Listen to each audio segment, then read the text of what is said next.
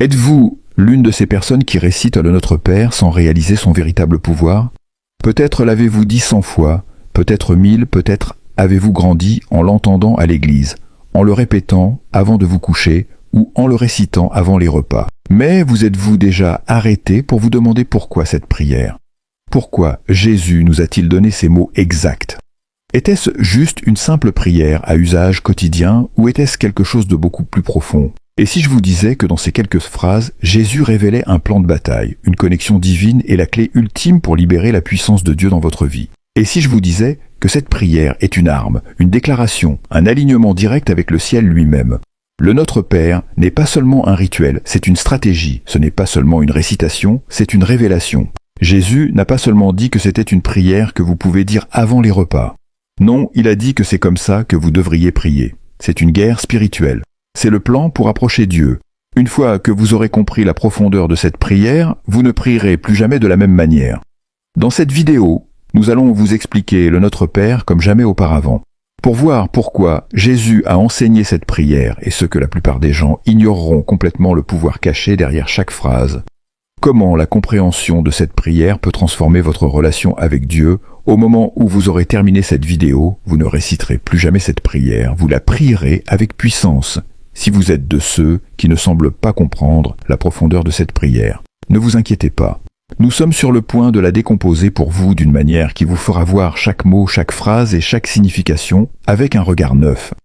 À partir de ce jour, vos prières ne seront plus jamais les mêmes. Et à la fin, nous prierons ensemble en utilisant le Notre Père comme Jésus l'avait prévu, comprendre pleinement sa signification, activer pleinement sa puissance.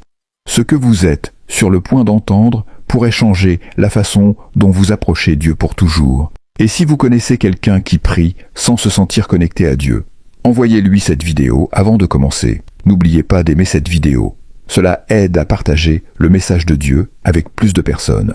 Commentez ci-dessous quelle partie du Notre Père vous parle le plus. Et surtout, partagez ceci avec quelqu'un qui a besoin de l'entendre. On ne sait jamais comment ce message pourrait changer sa vie de prière.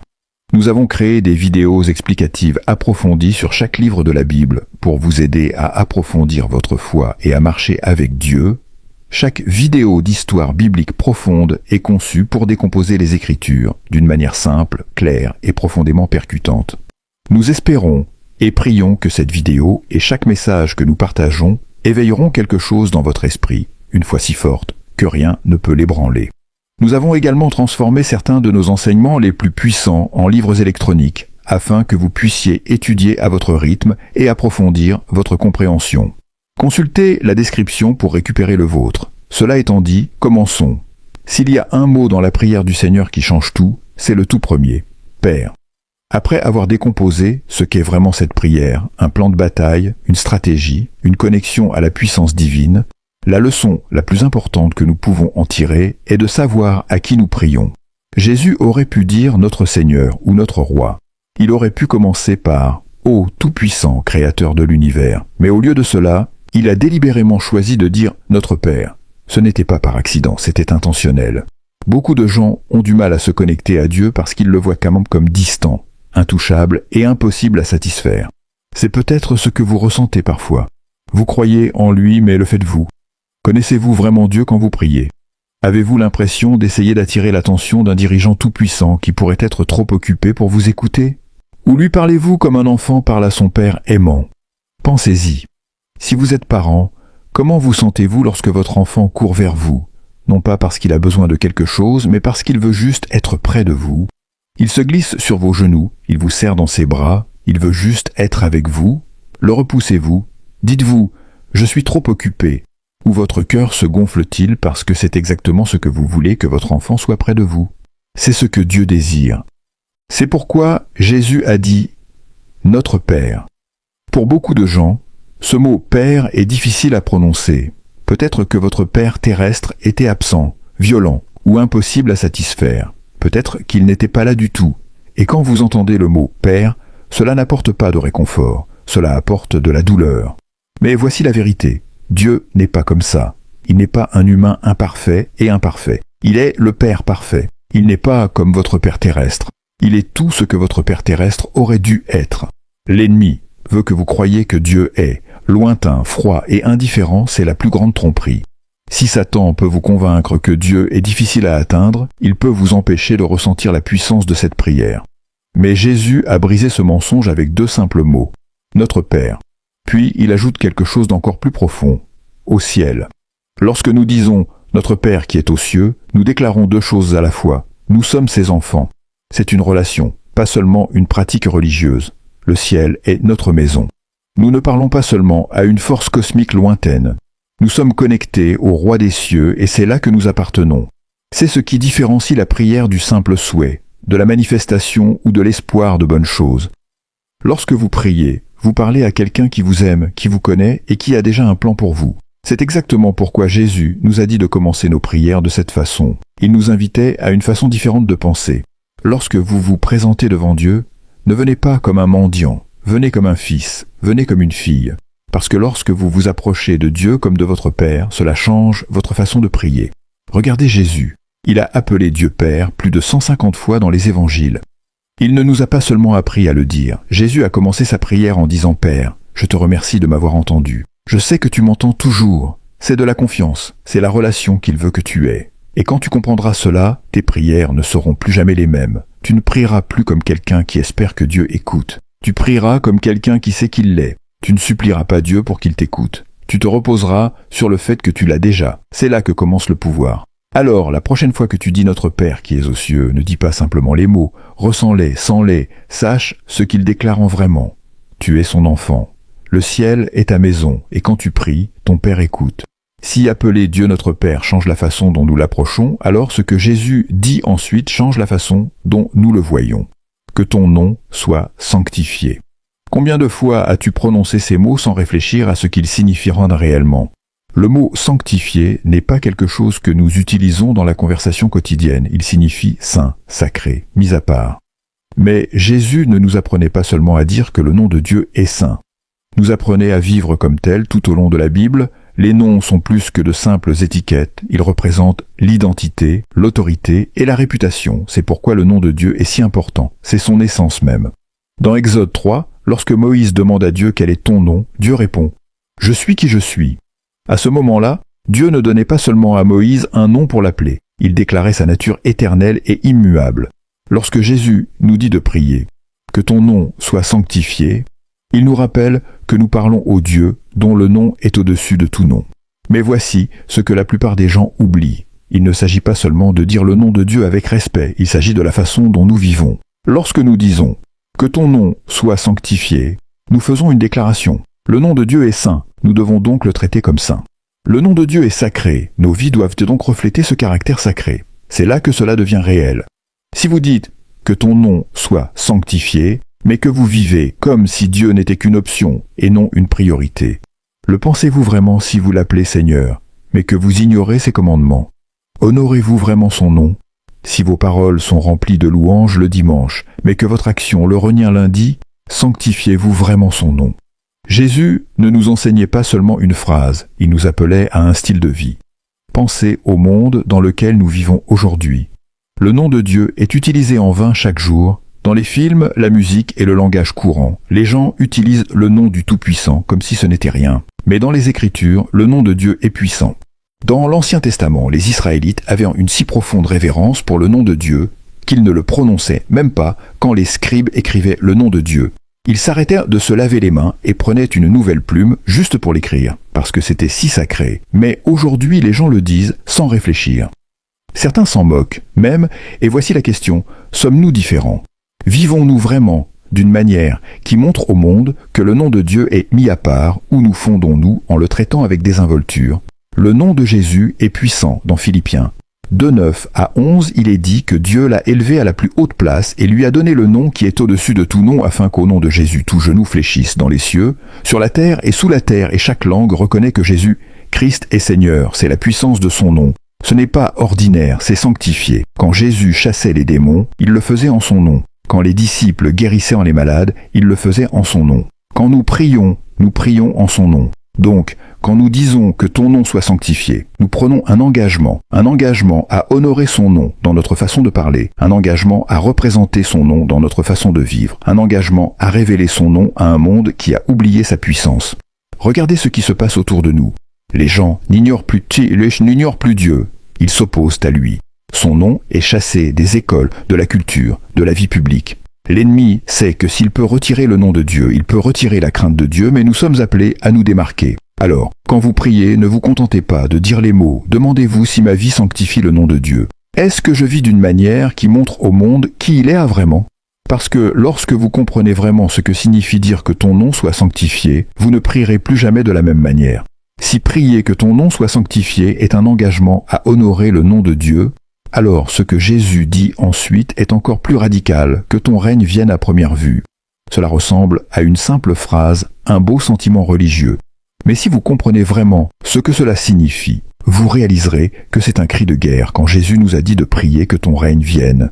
Il nous enseignait à appeler à un changement complet de pouvoir, une prise de contrôle spirituel parce que la réalité est qu'il y a deux royaumes en guerre en ce moment, le royaume de Dieu et le royaume de ce monde, et la question est, lequel construisez-vous le royaume de ce monde est facile à voir. Il est tout autour de nous, un monde obsédé par le pouvoir. L'argent, l'influence et la gloire personnelle. Un système qui vous dit de faire tout ce qui vous rend heureux, peu importe le prix. Un royaume où la vérité est ce que les gens veulent qu'elle soit, où le bien est appelé mal et le mal est appelé bien, mais le royaume de Dieu c'est différent. Dans le royaume de Dieu, le premier sera le dernier et le dernier sera le premier dans le royaume de Dieu. Les humbles sont exaltés et les orgueilleux sont abaissés dans le royaume de Dieu. Le pouvoir n'est pas une question de domination. Il s'agit de serviteurs dans le royaume de Dieu. Le roi est mort pour son peuple, au lieu d'exiger qu'il meure pour lui. Ceci est le royaume pour lequel Jésus nous a dit de prier, mais voici la partie que la plupart des gens oublient. Le royaume de Dieu n'est pas seulement une réalité future, c'est quelque chose que nous sommes appelés à apporter au monde maintenant. Quand Jésus est venu, il n'a pas seulement prêché sur le ciel, il a prêché sur le royaume. Il a dit de se repentir, car le royaume des cieux est proche. Matthieu 4, 17. Il a chassé les démons, guéri les malades et pardonné les péchés. Pas seulement pour accomplir des miracles, mais pour montrer à quoi ressemble le royaume de Dieu en action. Et maintenant, nous sommes appelés à faire de même. Mais voici le problème. La plupart des gens ne veulent pas vraiment que le royaume de Dieu vienne. Ils veulent que leur royaume vienne. Ils veulent que leur volonté, leurs plans et leurs désirs soient accomplis. Ils veulent un royaume confortable, un royaume où Dieu bénit leur vie, mais ne change pas leur cœur. Ils veulent un royaume où Jésus est présent, mais ils sont toujours assis sur le trône. Mais Jésus ne nous a pas appris à prier. Seigneur, bénis mon royaume. Il nous a appris à prier, que ton règne vienne. Cela signifie se rendre. Cela signifie s'aligner sur la volonté de Dieu et non sur la nôtre. Cela signifie dire que Dieu prend le dessus et établit ton règne dans ma vie, dans ma maison, ma ville, dans ce monde. Cela signifie la guerre parce que l'ennemi ne veut pas que le royaume de Dieu vienne au moment où vous commencez à prier cette prière avec compréhension. Vous devenez une menace pour les forces des ténèbres. Vous demandez que le règne de Dieu envahisse le territoire ennemi. Vous demandez que la lumière chasse les ténèbres. Vous priez pour un royaume qui renversera tout ce que Satan a construit. Regardez le monde d'aujourd'hui, c'est la preuve que les gens choisissent le mauvais royaume, la division, la tromperie, la corruption. Tout cela est la preuve d'un monde qui a rejeté le règne de Dieu. Mais Jésus ne nous a pas dit de nous asseoir et d'attendre le paradis. Il nous a dit de prier pour que le royaume vienne. Et voici la question. Êtes-vous prêt à vivre d'une manière qui amène son royaume sur terre ? Parce que prier pour que ton règne vienne ne se résume pas à des mots, c'est une question d'action. Cela signifie être les mains et les pieds de Jésus. Cela signifie défendre la vérité dans un monde plein de mensonges. Cela signifie vivre dans la justice même lorsque la culture promeut le péché. Cela signifie marcher dans l'amour lorsque le monde est rempli de haine. Alors, quand vous priez, ne dites pas simplement les mots. Demandez-vous si je vis d'une manière ou d'une autre. Qui invite le royaume de Dieu ou est-ce que je construis juste le mien parce que quand vous comprenez vraiment ce que signifie dire que ton règne vienne, vous ne prierez plus jamais de la même manière. Abandonnez-vous. C'est là que la plupart des gens ont du mal quand il s'agit de prière. Il est facile de demander à Dieu ce que nous voulons, mais c'en est une autre de dire « non pas ma volonté, mais la tienne, soit faite ».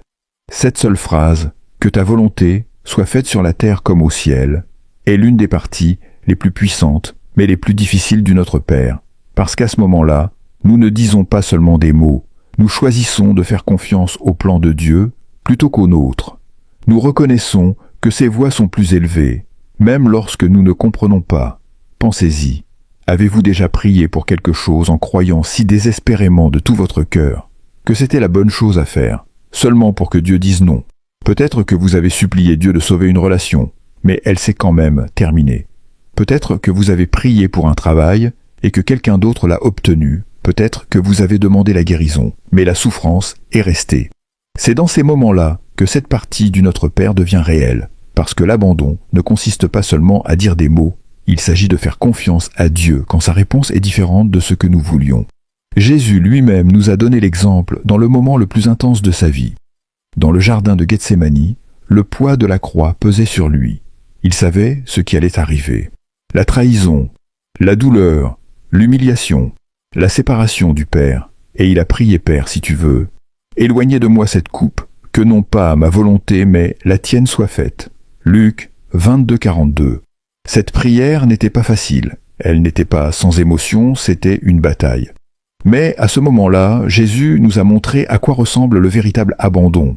Il a fait entièrement confiance au Père, même lorsque cela l'a conduit à la croix, et c'est là que nous devons nous demander si nous prions vraiment pour que la volonté de Dieu soit faite, ou si nous espérons simplement qu'il fera les choses à notre façon.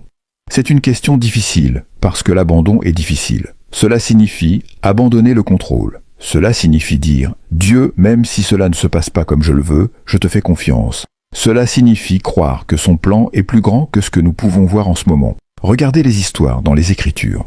Joseph a été vendu comme esclave, faussement accusé et emprisonné.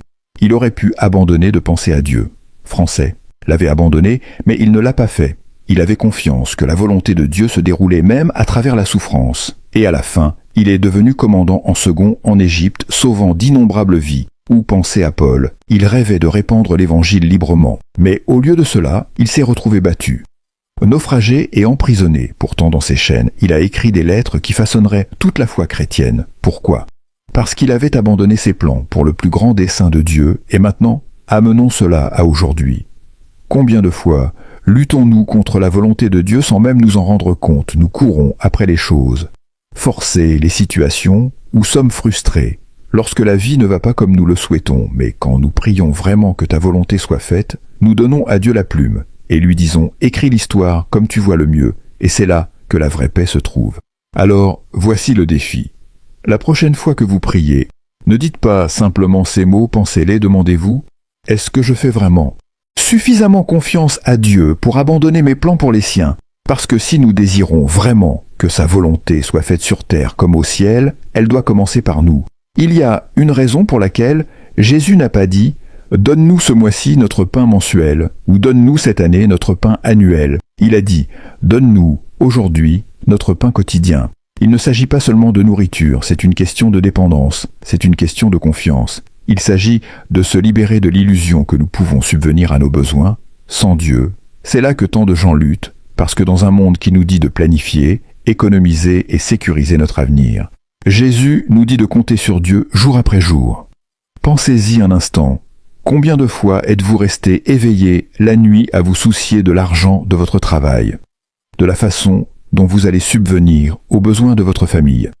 L'anxiété qui s'insinue quand vous ne savez pas ce qui va suivre, c'est pourquoi cette partie de la prière est si puissante, parce que Jésus nous appelle à changer notre état d'esprit pour arrêter d'être obsédés par ce que nous n'avons pas et commencer à faire confiance à celui qui a toujours pourvu. Regardez les Israélites dans le désert. Dieu leur a donné du manna du ciel chaque jour, mais il y avait une condition. Ils ne pouvaient collecter que ce dont ils n'avaient pas besoin pour ce jour-là. S'ils essayaient d'accumuler, plus cela pourrirait. Pourquoi ? Parce que Dieu leur enseignait la dépendance quotidienne. Il leur enseignait que leur provision ne venait pas de leurs propres mains, vient de lui. Et c'est la même leçon que Jésus nous enseigne à travers cette prière. Mais soyons réalistes.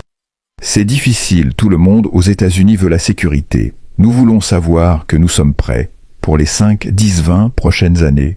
Nous voulons la garantie que nous n'aurons jamais à lutter. Et pourtant, Jésus nous dit de demander le pain quotidien. Non pas parce que Dieu ne veut pas que nous planifions, mais parce qu'il veut que nous ayons confiance. Et cela va au-delà de l'argent, qu'en est-il de la force émotionnelle? Combien de fois essayons-nous de stocker suffisamment de paix pour nous porter, à travers la semaine seulement, pour nous retrouver épuisés? Le mercredi, Jésus dit « Viens à moi. Chaque jour, demande-moi ce dont tu as besoin. Aujourd'hui, je te donnerai la force, la sagesse, la patience et la provision dont tu as besoin un jour. » À la fois, regardez comment Jésus a vécu. Il n'avait pas une réserve d'or. Il ne s'inquiétait pas d'où viendrait son prochain repas.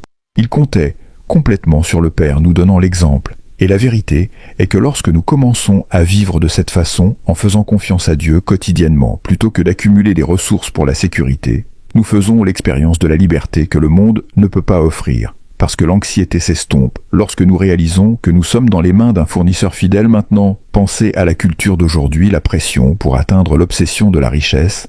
L'inquiétude constante pour l'avenir, c'est épuisant.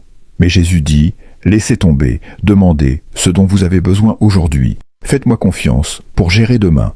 Alors voici le défi qu'est ce qui changerait dans votre vie si vous croyez vraiment que Dieu pourvoirait à vos besoins quotidiens, si vous arrêtiez de vivre dans la peur de l'avenir et commenciez à lui faire confiance dans le présent si vous viviez vraiment comme si le Dieu qui a nourri les Israélites, qui a pourvu aux besoins d'Élie par l'intermédiaire des corbeaux qui ont multiplié le pain et les poissons, était le même Dieu qui veille sur vous en ce moment, parce qu'il l'est.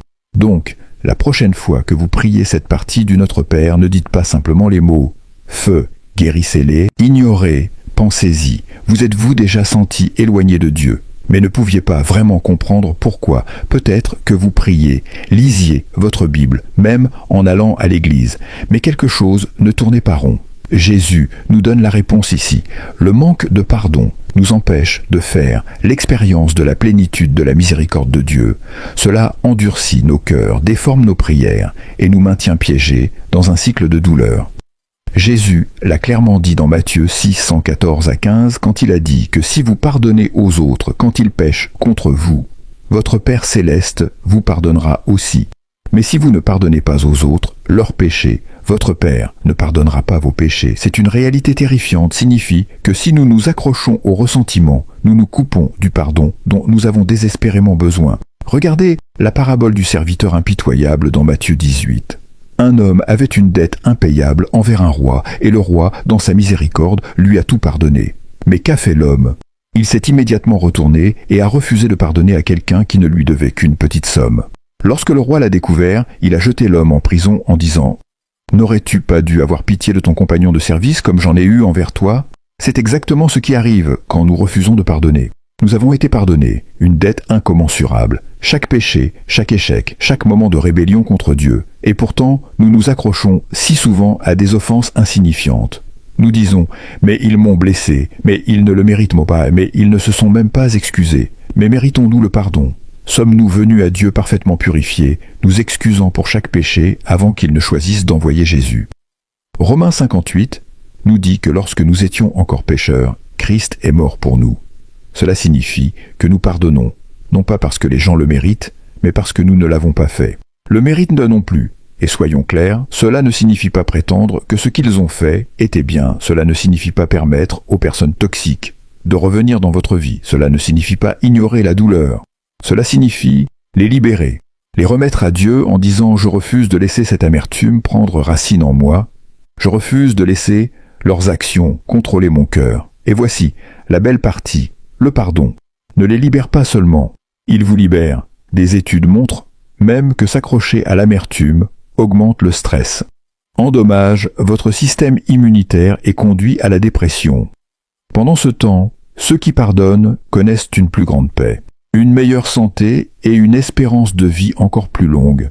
Mais Jésus savait cela, bien avant la science. C'est pourquoi il a fait du pardon une partie centrale de la prière.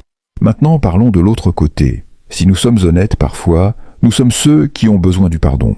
Non seulement de Dieu, mais des autres nous avons blessé des gens, dit des choses que nous n'aurions pas dû faire, des erreurs. Et tout comme nous voulons la miséricorde de Dieu, nous devons être assez humbles pour rechercher la réconciliation lorsque c'est possible. Alors voici la question, à qui devez-vous pardonner? Peut-être que c'est quelqu'un d'il y a des années, un parent, un ami, un conjoint. Peut-être c'est vous-même, ou peut-être avez-vous besoin de demander pardon à quelqu'un d'autre. Parce que Jésus dit clairement que nous ne pouvons pas séparer recevoir le pardon de Dieu, de le donner, si nous voulons que nos prières soient un toit puissantes, si nous voulons marcher dans la vraie liberté, nous devons lâcher les chaînes de l'amertume. Donc, quand vous priez cette partie du Notre Père, ne dites pas simplement que les mots les signifient, laissez-les vous changer. Et si Dieu apporte un nom à votre cœur, ne l'ignorez pas. Le pardon n'est pas facile, mais il est nécessaire, et quand vous relâchez enfin ce poids, vous réaliserez qu'il ne les retenait pas, seulement captifs, il vous retenait. Et Dieu n'a jamais voulu que vous viviez de cette façon si le pardon nous libère des chaînes du passé. Cette prochaine partie du Notre Père nous prépare aux batailles à venir. Jésus nous dit de prier. Ne nous induisez pas en tentation. Mais vous êtes-vous déjà demandé pourquoi Dieu nous induirait en tentation en premier lieu? Certaines personnes ont du mal avec cette ligne, parce qu'il semble que nous demandions à Dieu de ne pas faire quelque chose qu'il pourrait autrement faire, mais ce n'est pas ce que Jésus voulait dire. La Bible est claire. Jacques 1,13 dit « Dieu ne peut pas être tenté par le mal et ne tente personne. » Alors pourquoi Jésus a-t-il inclus cela dans sa prière? Car la tentation est une réalité et il nous apprenait à rester spirituellement vigilants. La tentation n'est pas une possibilité, c'est une garantie. Chaque personne y est confrontée. Même Jésus lui-même a été tenté dans le désert par Satan dans Matthieu 4. Mais si la tentation elle-même n'est pas un péché, y céder est la raison pour laquelle Jésus nous montre comment prier pour être protégé avant même d'entrer dans la bataille. Pensez-y. Combien de fois les gens tombent-ils dans le péché, dans la dépendance, dans de mauvais choix, parce qu'ils n'étaient pas sur leur garde? Ils ne priaient pas contre la tentation, ils espéraient juste être assez forts sur le moment. Mais Jésus nous enseigne que nous n'attendons pas que la tentation vienne pour commencer à nous battre. Nous demandons à Dieu de nous guider d'une manière qui nous aide à l'éviter complètement. C'est là qu'intervient le combat spirituel, car la tentation n'est pas seulement une question de faiblesse humaine, c'est une stratégie, un piège. L'ennemi nous étudie, il connaît nos schémas, nos faiblesses sont des angles morts. Il ne perd pas de temps à nous tenter avec des choses qui ne nous intéressent pas. Il nous tente avec les choses avec lesquelles nous luttons le plus. C'est pourquoi Jésus nous dit de prier cela quotidiennement, car que vous le réalisiez ou non, il y a une bataille pour votre esprit, votre pureté, votre concentration, votre intégrité, et sans protection spirituelle, vous marchez droit en territoire ennemi, sans armes. Regardez Pierre, avant l'arrestation de Jésus, il a averti Pierre. Satan a demandé de vous tamiser comme le blé, mais j'ai prié pour vous afin que votre foi ne défaille pas.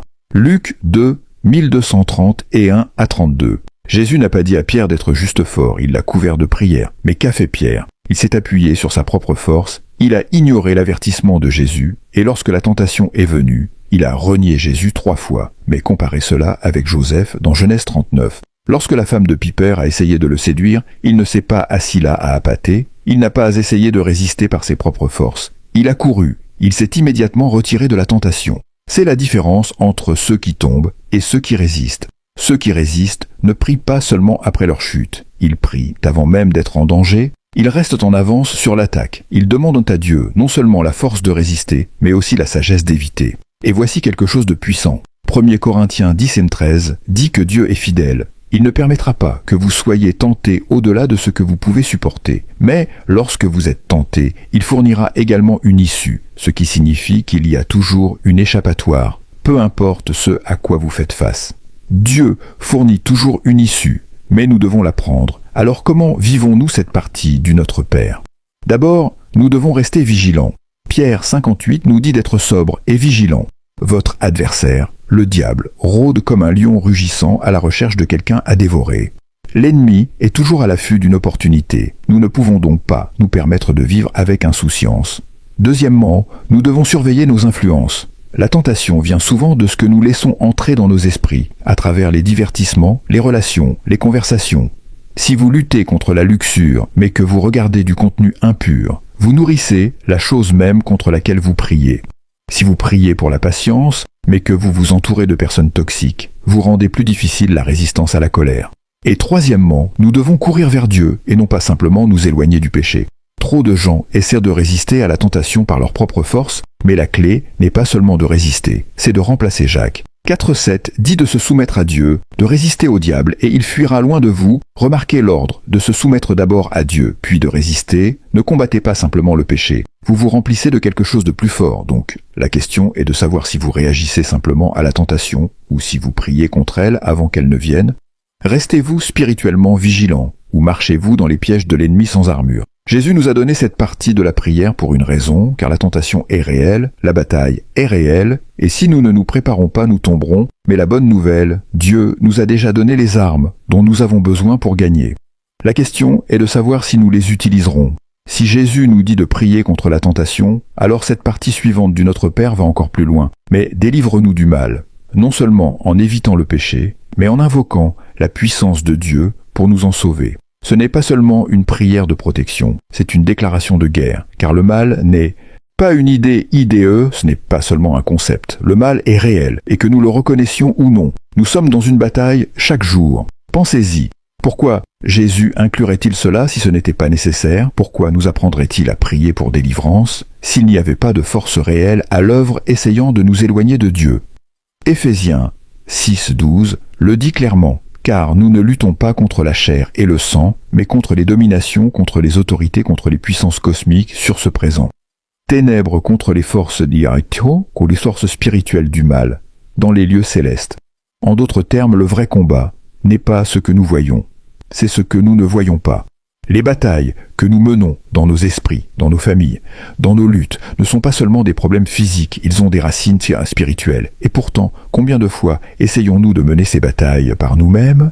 Nous essayons de surmonter la dépendance par la volonté, nous essayons de réparer les relations brisées avec la logique, nous essayons de sortir de la dépression ou de l'anxiété en pensant simplement positivement, mais Jésus savait mieux. C'est pourquoi il nous a dit de prier cela quotidiennement, parce que la délivrance n'est pas quelque chose que nous obtenons par nos propres forces, c'est quelque chose que Dieu fait quand nous l'appelons. Regardez Pierre dans Luc 22:30 et 1:32. Jésus l'a averti, Simon, Simon. Satan a demandé de vous cribler comme le blé, mais j'ai prié pour vous, afin que votre foi ne défaille pas. Remarquez ce que Jésus a dit, qu'il n'a pas dit à Pierre d'essayer plus fort. Il n'a pas dit à Pierre de le découvrir par lui-même. Il a dit que j'avais prié pour toi parce que la seule façon pour Pierre de résister à l'attaque de l'ennemi était par la puissance de Dieu. Et pourtant Pierre a quand même essayé de compter sur lui-même. Il a dit à Jésus, Seigneur, je suis prêt à aller avec toi en prison et à la mort, mais quelques heures plus tard, il a renié Jésus 3 fois. C'est ce qui arrive quand nous menons des batailles spirituelles avec la force humaine, nous échouons. Mais maintenant, contrastons cela avec le peuple d'Israël dans Exode 14. Lorsqu'ils étaient piégés à la mer Rouge avec l'armée de Pharaon derrière eux, ils n'avaient aucune arme, aucune stratégie, aucune issue. Et Moïse leur a dit que le Seigneur combattrait pour vous. Vous n'avez qu'à rester immobile. Et ce qui s'est passé, Dieu a séparé la mer. Il les a délivrés. C'est ce que Jésus nous enseigne dans cette prière. La délivrance n'est pas quelque chose que nous obtenons. C'est quelque chose que nous recevons. C'est Dieu qui intervient lorsque nous l'appelons, et cela s'applique à tous les domaines de notre vie. Aux prises avec la dépendance, vous n'avez pas seulement besoin de plus de maîtrise de soi, vous avez besoin de délivrance. Combattre la peur, l'anxiété, la dépression, vous n'avez pas seulement besoin de bons conseils, vous avez besoin d'un secours divin. Vous vous sentez piégé dans des cycles de péché. Il n'est pas seulement nécessaire d'essayer plus fort, vous avez besoin de la puissance de Dieu pour briser ces chaînes. C'est pourquoi l'ennemi travaille si dur pour nous empêcher de prier, parce qu'il sait que lorsque nous appelons Dieu pour la délivrance, les chaînes brisent, les forteresses s'effondrent, les ténèbres s'enfuient. Le psaume 515 dit « Invoquez-moi au jour de la détresse, je vous délivrerai et vous m'honorerez. » Ce n'est pas seulement une bonne idée, c'est une promesse. Alors, comment vivons-nous cela? Premièrement, nous devons reconnaître que nous avons besoin de la puissance de Dieu chaque jour. La délivrance n'est pas une chose ponctuelle, c'est une dépendance quotidienne envers lui. Deuxièmement, nous devons arrêter de nous battre seuls. Il y a une raison pour laquelle Jésus a dit que lorsque vous priez, dites « Délivre-nous du mal ». Pas seulement « Délivre-moi », mais nous, car nous ne sommes pas censés nous battre isolément. Nous avons besoin d'une communauté de croyants priant les uns pour les autres, se tenant à la brèche les uns pour les autres. Troisièmement, nous devons avoir confiance que Dieu travaille déjà en notre faveur. Parfois, la délivrance est instantanée, d'autres fois, c'est un processus, mais de toute façon, Dieu est fidèle. La question est donc de savoir si vous essayez de vous battre seul ou si vous êtes appelé à appeler Dieu pour la délivrance, car les batailles auxquelles vous faites face sont plus grandes que toi. Mais le Dieu que tu sers est plus grand que chaque attaque de l'ennemi. Et quand tu pries, délivre-nous du mal, tu ne dis pas que des mots, tu invoques la puissance même du ciel pour combattre pour toi. Et cela change tout. Si demander à Dieu la délivrance, c'est invoquer sa puissance. Alors cette dernière ligne du Notre Père est la déclaration ultime de cette Puissance, car à toi appartient le royaume, la puissance et la gloire pour toujours. Ce n'est pas juste une phrase de clôture, c'est un cri de guerre, une proclamation de victoire, un rappel que quoi qu'il arrive, peu importe les batailles que nous menons, Dieu règne en maître. Jésus ne nous a pas appris à terminer cette prière avec peur, doute ou incertitude. Il n'a pas dit « car j'espère que tu m'aideras » ou « car peut-être as-tu le contrôle ». Il nous a appris à terminer dans la confiance, car à toi appartient le royaume, la puissance et la gloire pour toujours. Ceci est une déclaration de certitude, une déclaration que malgré ce que nous voyons, malgré ce que nous ressentons, le règne de Dieu est éternel. C'est essentiel parce que la prière ne consiste pas seulement à demander, il s'agit d'aligner. Aligner nos cœurs avec la vérité de Dieu, aligner notre perspective avec sa réalité. Et quand nous terminons dans l'adoration, quand nous proclamons son autorité, nous nous déplaçons. Notre attention de nos problèmes vers sa puissance. Pensez à quel point vos prières seraient différentes si elles se terminaient de cette façon. Au lieu de finir avec Dieu, je ne sais pas quoi faire, vous finiriez avec « mais le tien est le royaume », ce qui signifie que je n'ai pas le contrôle, mais que vous l'avez. Au lieu de finir avec le Seigneur, je me sens si faible, vous finiriez avec « mais le tien est le pouvoir », ce qui signifie que je n'ai peut-être pas de force, mais que vous l'avez. Au lieu de finir avec Dieu, j'ai peur de ce qui arrive. Vous finiriez avec « mais le tien est la gloire pour toujours », ce qui signifie que ce monde est temporaire, mais que votre règne est éternel. C'est exactement ce que le roi Josaphat a fait dans 2 Chroniques 20, quand ses ennemis se rapprochaient, quand il semblait que la défaite était inévitable. Qu'a-t-il fait? Il a prié, il a reconnu qu'il n'avait aucun pouvoir par lui. Mais au lieu de paniquer, il a terminé par l'adoration. Toute l'armée de Juda a loué Dieu, avant même que la bataille ne soit gagnée. Et que s'est-il passé? Dieu a fait en sorte que leurs ennemis se retournent les uns contre les autres, et Juda n'a même pas eu à se battre parce que la bataille n'était jamais la leur. C'était celle du Seigneur, c'est ce que Jésus enseignait. La prière ne se termine pas avec nous qui supplions, cela se termine par nous déclarant que Dieu règne déjà, déclarant que sa puissance est déjà plus grande que nos luttes, déclarant que quoi qu'il arrive, il a la victoire finale, et c'est si important, parce que nous vivons dans un monde qui essaie de nous convaincre que Dieu n'a pas le contrôle, que les ténèbres gagnent, que le chaos règne, mais quand nous prions ces mots, nous repoussons ce mensonge, nous rappelons à nos âmes la vérité. Le royaume est à lui, la puissance est à lui, la gloire est à lui pour toujours. Alors comment vivons-nous cela? D'abord, nous devons apprendre à terminer chaque prière dans la foi, peu importe ce que vous traversez. Déclarer la souveraineté de Dieu, finir avec confiance, pas l'incertitude. Deuxièmement, nous devons nous rappeler que la victoire ne ressemble pas toujours à ce que nous attendons parfois. Dieu délivre instantanément. Parfois, il travaille à travers le processus, mais de toute façon, il règne. Et, troisièmement, nous devons laisser cette vérité façonner notre façon de vivre, si nous croyons vraiment que le royaume est à lui, la puissance et la gloire. Alors, pourquoi vivons-nous dans la peur? Pourquoi hésitons-nous à faire confiance? Pourquoi laissons-nous les circonstances nous secouer? Parce que si nous croyons vraiment cela, alors cela change tout. Quand vous entrez dans une situation difficile, vous n'y entrez pas vaincu. Vous marchez en sachant que le royaume de Dieu est inébranlable lorsque vous faites face à une bataille qui semble trop grande pour vous. Vous ne reculez pas. Vous restez ferme en sachant que la puissance de Dieu est plus grande lorsque le monde essaie de vous convaincre que les ténèbres gagnent. Vous ne perdez pas espoir. Vous vous rappelez que sa gloire est éternelle. C'est pourquoi Jésus a terminé la prière de cette façon. Ce n'est pas juste une phrase de clôture, c'est une déclaration. C'est le dernier mot sur chaque circonstance, chaque bataille. Chaque peur pour vous est le royaume, la puissance et la gloire pour toujours. Peu importe ce qui se passe dans ce monde, peu importe ce à quoi vous faites face dans votre vie. Dieu règne, et c'est pourquoi nous prions, si nous comprenons ce que Jésus enseignait. Alors, cette prière n'est pas juste quelque chose que nous disons, c'est quelque chose que nous vivons. La leçon la plus importante que nous ayons tirée de la prière du Seigneur est que cette prière ne consiste pas à changer la vie de Dieu, mais à nous changer. Pensez-y, à quelle fréquence prions-nous comme si nous essayions de convaincre Dieu de faire quelque chose, comme si nous devions le persuader de se soucier de nos besoins.